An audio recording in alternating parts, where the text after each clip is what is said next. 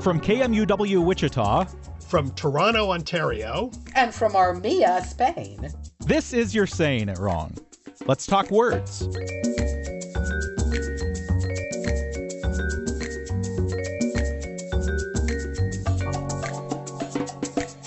Let's talk words. Let's talk F words. No, not like that. These are totally fine and normal.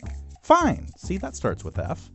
I'm Fletcher Powell, host and producer at KMUW in Wichita, Kansas, and joining me as they do each week, language experts and New York Times best-selling authors Kathy Petrus and Ross Petrus. Hi there, Kathy. Hi, Ross. I think everybody's back in school at this point, so we're going to move back to something that we've been doing sort of as a series, but we haven't picked up for a little while. We're going to go back into the hardest SAT words, and I think we're going to pick up with the letter F this week. Is that right? F. Yes.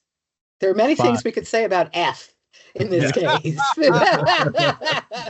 many things I might want to say that I'm not allowed to say. Like fun and fantastic, you mean? Fabulous. But first, I think you had a little bit of a rant you wanted to go on, of course. Yeah, we were talking about pet peeves, and Kathy and I threw in one of ours this time. And we jumped ahead of everyone else on the list, but we can do that because we're doing the show. That's right. We're in charge. Right. This was, I'm sure you saw it a couple of weeks ago. There were new words. I think it was Cambridge added new words to the dictionary. And we actually got some other people emailing us about this too. So that made me feel good. Didn't it make you feel good too, Ross, that others agree with us? Yes, I did. I felt so good. Yeah. So anyway, Ross, you want to start? What is our pet peeve in this case about the Cambridge Dictionary? Yeah, people keep adding new. They obviously it's good for dictionaries to add new words, but the new tendency we think is to throw in new words willy-nilly. And a couple of the words that Cambridge Dictionary put in was skibidi. Do you know, or skibbity? Do you know that word? Yeah, I do. And actually, this one is really interesting because my son is millennial, or I don't remember what. He didn't know the word. Mm-hmm. I was on campus at the U of T, and this is extremely unscientific, but most of the people I talked to who were students there didn't know the word. Granted, we're in Canada, maybe, and we're not in England or where the Cambridge Dictionary is, but I was really surprised how few people knew the word. And then Kath and I went on and on. I'm getting already my voice is, and then you're starting to get Ross, watch your blood pressure, for God's sake. But we went on talking about it, and we both feel that this is probably a word that's going to come, and then that has come and it's going to go. It's already gone, I think, is my point. I mean, skibbity was like the word. Okay, so our rant is these dictionaries in the guise of being current. I mean, and the guy, the lexical program manager at Cambridge Dictionary, his quote was that internet culture is changing the English language, and the effect is fascinating to observe and capture in the dictionary. But our argument is that what are you really observing and capturing? I mean, the other words were tradwife. Okay, that's going to be around for a little bit, but is it okay? I think that's probably okay. I mean, we can argue back and forth. Delulu, I think is ridiculous. That's a K-pop term that's going to be gone, I bet, in a couple of months. I mean, I think what Kathy just said far more eloquently than I am. I'm like, and then, but I think it's really getting a little bit silly at this point. I think we're losing an idea of language, and we're getting into this idea of whatever the kids are doing is cool, and that's it. And I don't think it's a particularly good idea. I think Cambridge quoted, I think the Prime Minister of Australia saying, everything is Delulu, so we're going to go to a Solulu, which is, a joke on solution then. But just because he picked it up doesn't mean it's a bona fide word at this point. Don't you all agree or not? Yeah, I think maybe we should have our dictionary, and then we should have, I don't know, a rotating appendix that's dealing with current words, that are I like that are moving in, and after a while maybe they'll move out, or maybe they'll graduate to the dictionary. I don't know, something like that. That's a really good idea. I think that's legit. Because Yeah. they're saying that, well, if people are using, again, this is the guy, the lexical, whatever the hell guy said, it's a public record of how people use language. So if people are using words like skibbity or delulu, the dictionary should take account of that. I understand what he's saying, but I think that it's what we're saying. Like, your idea is legit, because maybe they're using skibbity now, but will they be using it in 2 months, or will they be like blah blue blue, which is the new thing, like la boo boos or whatever, those dolls. Yeah. How long is that going to last? I mean, No, I agree. I think there's an over attendance to like fad things, and I think that's wrong. I think Fletcher's idea is perfect. An area, a forum, or an area where you can put in new words that are rising, and then from there they can graduate into into the dictionary proper. I think tradwife probably will be one of those. I think that's going to probably stay. I really have no idea which ones will stay. I do have one question though. Ross, you said that you were at the university and you asked a number of students. Do you just go around the library and ask people whether they know words? Well, what we do is we run a little bookstore. They have pictures of him posted on campus now, Fletcher. That's true. No, we have a little bookstore at the library that we run to the library. It's like donated books, and students come in all the time. And we have, and then we have carts outside, so we get literally hundreds of students. So when they buy a book, I'll go. I guess they think I'm like the weird old guy. They go like, "Do you know what skibbity means?" I get a puzzled look from one or two students or whatever. Well, that's slightly better. At least they came to you, and then right. It's not as scary as it sounded, Fletcher. Really, it isn't. Eventually, you kind of walking up to someone at random, like, "What? What does skibbity mean? Quick!" A couple of friends also are professors there, so I can always, like, in the classroom, I'll be chatting and go, "Incidentally, we're doing a show. Do you know what this?" We have to do one talk. We had a friend of ours, her son is 10, and he called up and gave me an hour lecture on various words 10-year-olds are using now. I thought it was fascinating. Cool. Yeah. So I think we should do that. This kid is one of the smartest kids I've ever met. He'd go, well, he's 10, and he's going, well, actually, that word hasn't really entered the corpus, or things like that. It was incredible.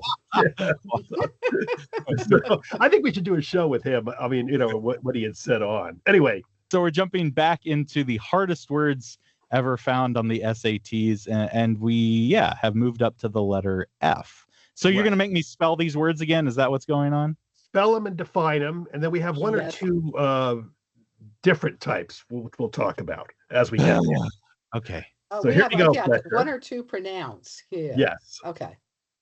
One of which was an argument with Kathy. I'm an idiot. I was just going to paste it in for Fletcher to read. No, you fail.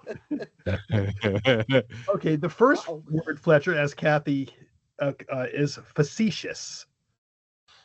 Facetious. Spell define. Right. Facetious, I think, is spelled FACETIOUS.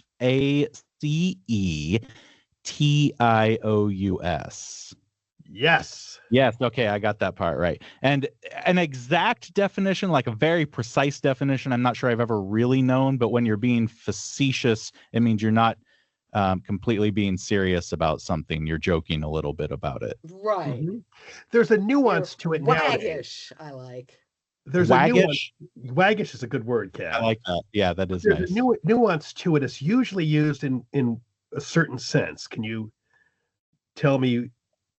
Not always.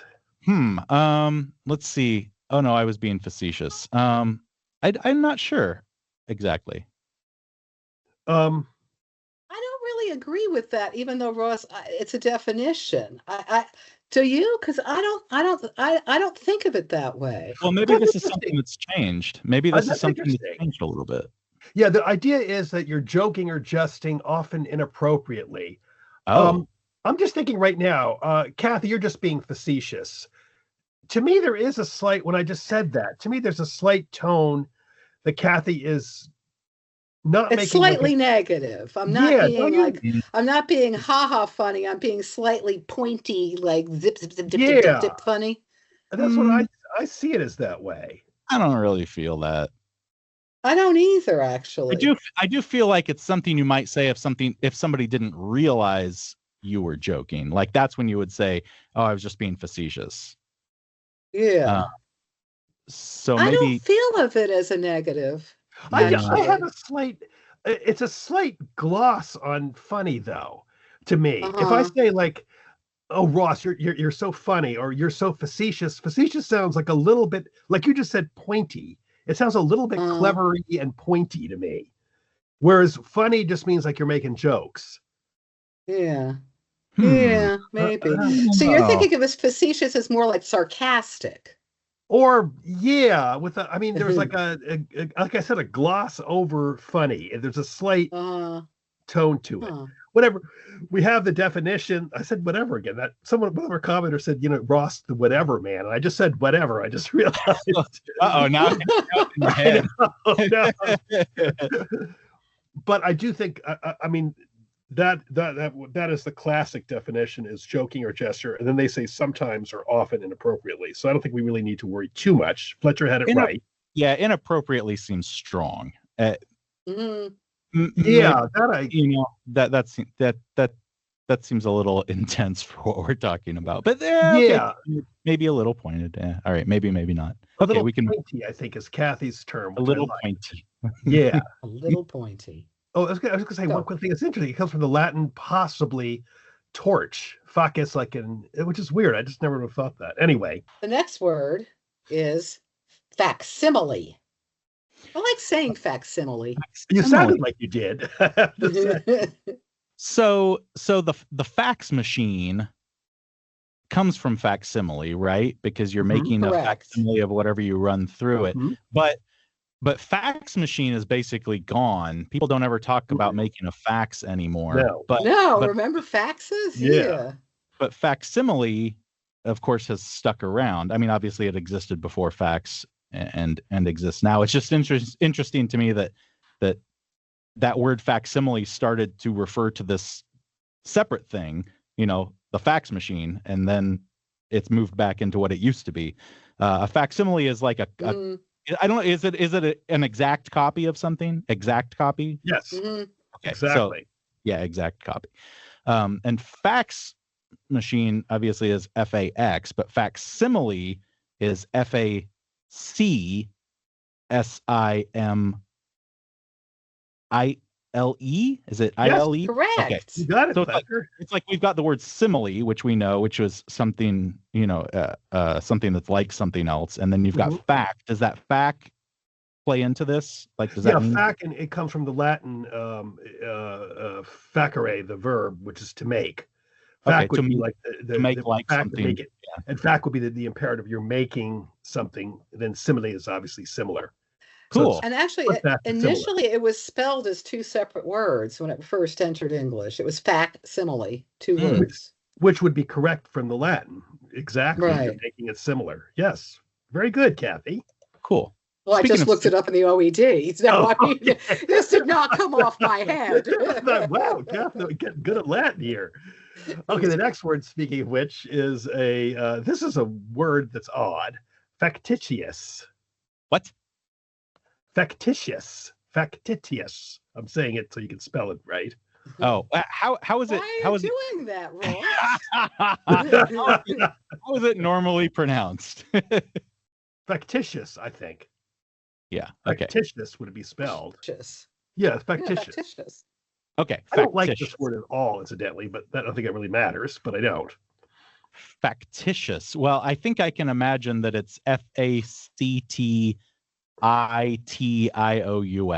You got it. What does it mean? And I think I would have gotten that whether you said factidious or not. Yeah. Yeah. You know what? I don't know what it means. It sounds like it's probably an unnecessary word for something that is factual. Something that is actually not factual? Yes. Yeah. Oh yeah. I remember hearing this word when I was a long time ago, like in middle school or something. Okay, so it's something that's not authentic, you said? Yeah, but see, for example, here's a use of the word that they have for the dictionary: a largely fictitious national identity. Now, I think you just say artificial. Oh, sure. I don't see really the use of this word at all. Yeah. When you read it in the sentence like that, it's pretty clear to me the meaning, and it does like bring that back to me now. I just haven't heard that word for so long. No, I haven't either. Yeah, I don't know that it's a particularly useful word anymore, is it? Maybe. I don't know. I am looking at the OAD. It does not seem, the examples are not that new. The only ones I see that seem to make more sense is medical, where it's of a disorder, a feigned or self-induced disorder or symptom, that you're sort of like Munchausen's when you're doing something to obtain medical attention. They're saying factitious disorders. Because that would be slightly different than an artificial disorder. You're right. Yeah. I like that. That one seems legit. The others, they're all saying rare. Yeah. Rare. So no, I don't like it either. So sort of fabricated almost? Like you said. Yeah. But then wouldn't fabricated, now when you think the medical thing, fabricated sounds better than I don't know. Yeah, I don't know. Okay, all right. I don't know. Maybe factitious is a useful word. Maybe I'm talking myself into it. The next one is one that I've always had problems with. Have you, Ross? I was just going to say the opposite, because when we were kids, our dad was with the embassy. We were in Egypt as kids, and they always had, we used to go to this place called Hatoun's Son, which sold antiquities, and they always would talk about this thing. I know, but I never knew how to spell it. I always knew how to spell it from the very beginning because of that. Okay, the question now is, does Fletcher know what it is and know how to spell it? The word is faience. Faience. This is one that I don't expect anyone to know unless you were a kid in Egypt. I lived in Egypt as a little kid and went to Hatoun's. Wow. No, I just. Should we tell them what it is at least? Yeah. Tell me what it is. Yeah. It's glazed colored earthenware. Okay. So it's like old. We used to see the old, like there was that bluish color, especially. Yeah, exactly. I remember. You're right, Kath. Yeah. You got it.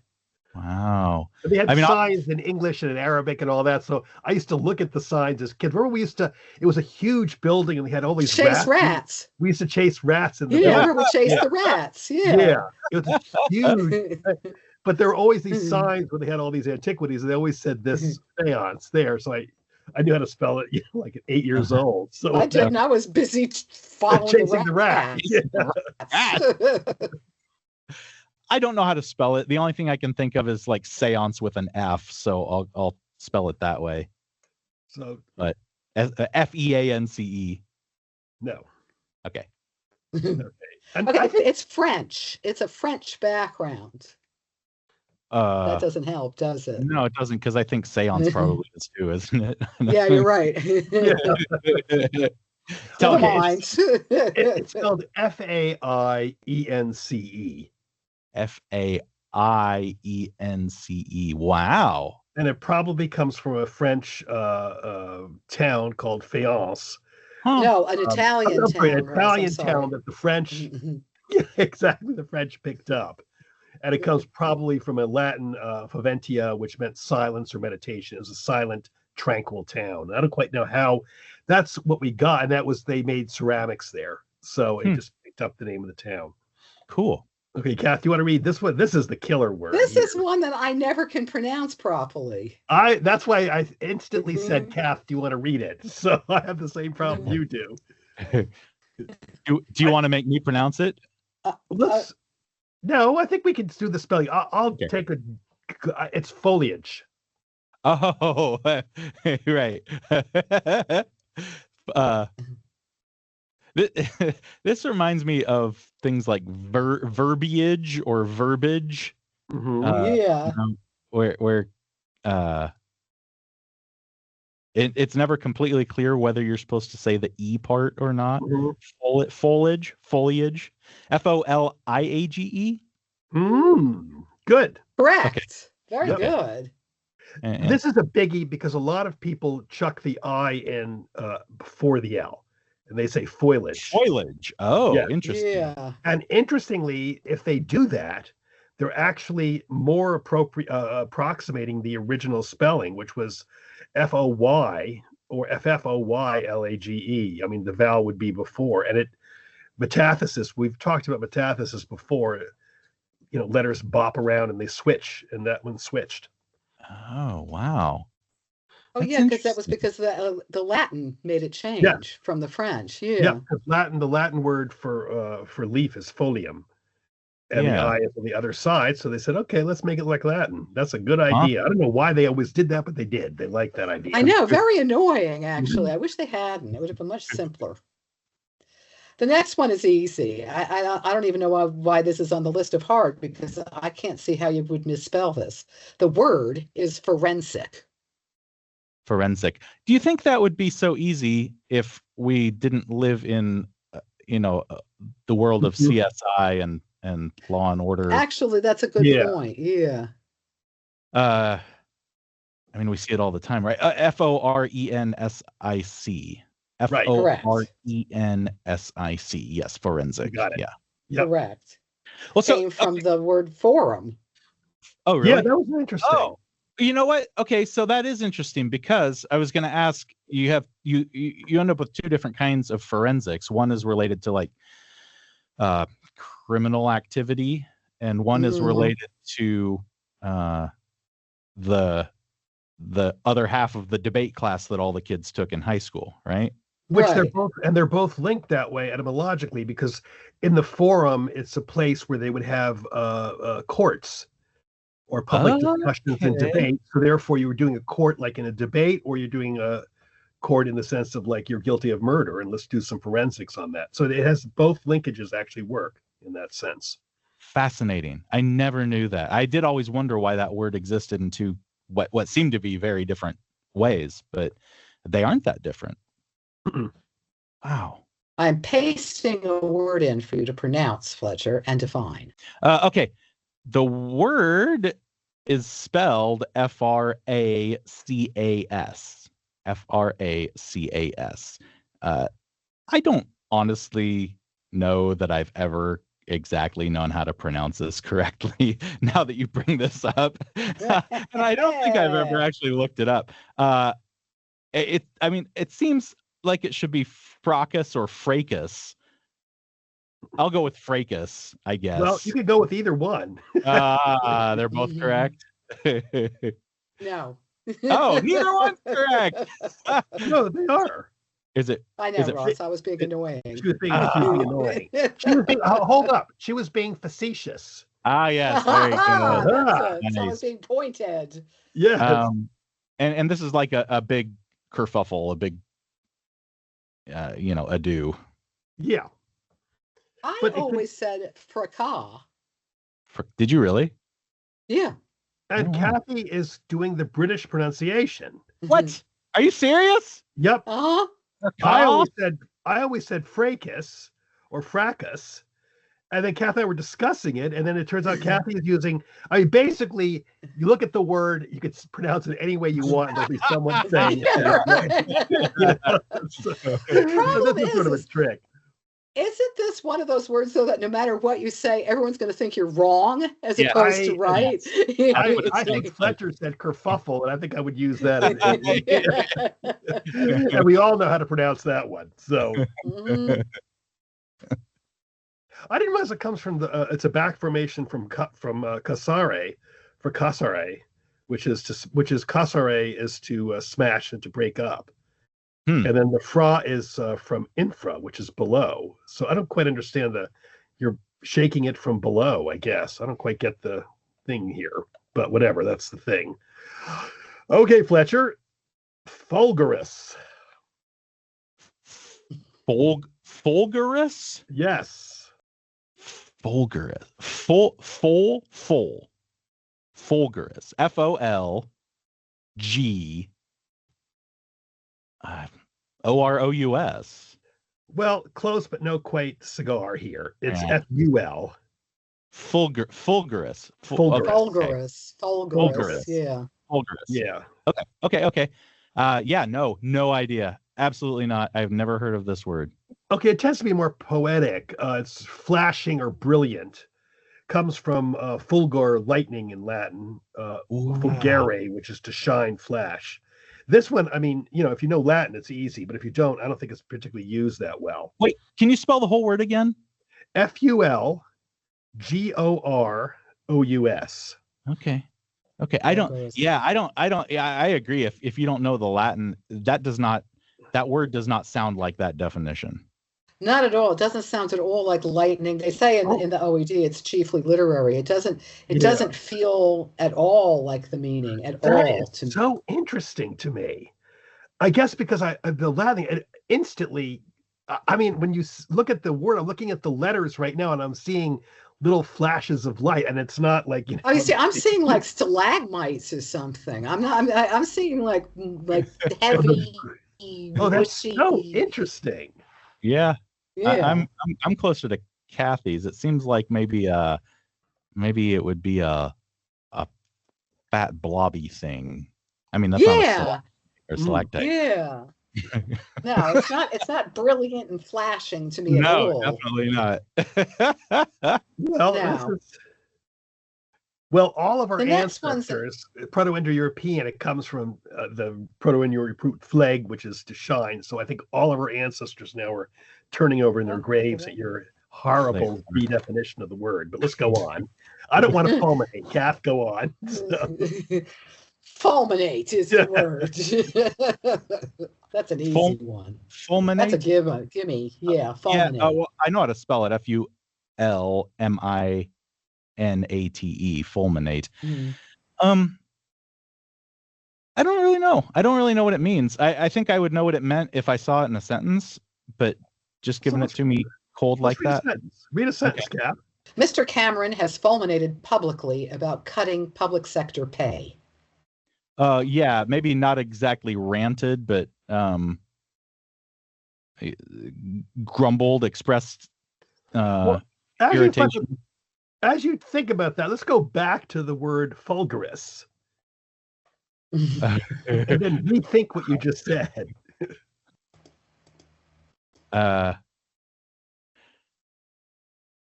don't think that really helps me. Okay, it didn't help me either. Okay, it basically, the word possibly comes from what we were saying earlier with fulgere, which is a shining and flashing, as in lightning flash, because the literal word comes from fulminare, which is to hurl lightning or to thunder. So it is. So it is much stronger. It is ranting. Yes, it's very strong. Okay. It's a thundering denunciation. I like that thundering denunciation. That's nice. That's nice. Yeah. That works with the lightning. Yeah. Do you guys though? I don't think I ever use thundering as a descriptive. Do you? I love it. No, and you just said it. I loved it. Actually, yeah. He thundered at whatever. I think it's great. Yeah, I like thundering denunciations. I intend to make many. That's my new thing. Thundering denunciations. The next one is actually a sad one given recent news events. Funicular. Yeah, we know what happened in Portugal. I think funicular is FUNICULAR. You got it. It's interesting because a common misspelling is furnicular with a U with an R in there. Furnicular. Oh, I can see that. Yeah, that's one of those things. What's it called? We mentioned metathesis earlier. What's metathesis? What's it called when somebody slips an extra letter in? Insertion. Oh. Boring, but yeah. So I don't exactly know what funicular means though. Oh, really? No, not really. It's hanging from a cable or a rope. That's okay. Okay. And it comes from the Latin meaning a rope, a funiculus. Okay. So. Okay, now we have a new word here, which is we threw in. This is not on the SAT letters, but it was interesting. Furnuncular. Furnuncular? Furuncular. Yeah. Furuncular. Yes. Furuncular. Spell and give us a definition. I like that. I know. Furuncular. Well, FURUNCULAR,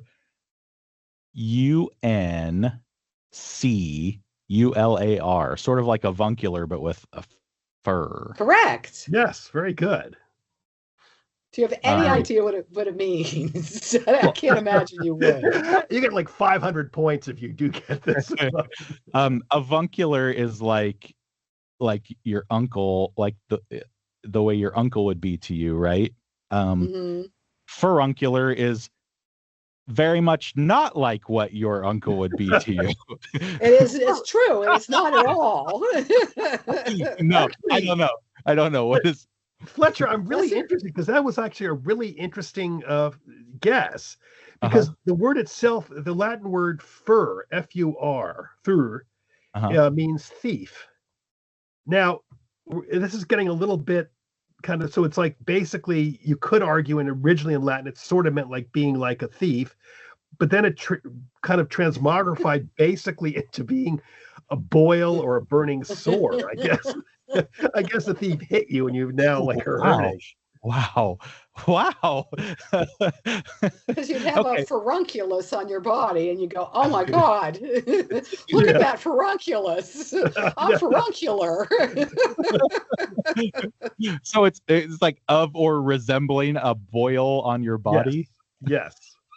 Yes. Which is, I think, the most useless word. Yeah, it is. You're right though that it's very much not like my uncle. So no. Yeah, very much. I don't know. That's what a good thing, because your uncle would be pained. all of my uncles are fantastic. I love them all. None of them are furuncular. Okay, we're very good. Okay, speaking of words that begin with the letter F, this was our segue. We got an email from Kayla in New Orleans who said, I was reading a book and it said she fitted in well with the cast. Then I thought I'd say she fit in well with the cast. I'd use fitted for something like she was fitted for a dress. Is one preferred over the other? I.e., is fit in more correct than fitted in? Also, let's throw something else in there too. Fletcher, what would you have said? What was the original sentence? She fitted in well with the cast. I would have definitely said fit in. I would have said fit in. As would I. What about you, Ross? As would I. And I think we're all using, in general, the distinction is American English versus British English. Mm-hmm. And Americans tend to say she fit in well with the cast. British tend to say she fitted. And we're basically talking about the past tense and past participle. Americans prefer fit. Brits prefer fitted. Interesting. However, Kathy, do you want to throw in the one exception in American English? You don't say the adjective, you say it's a fitted jacket. You don't say in American English, it's a fit jacket.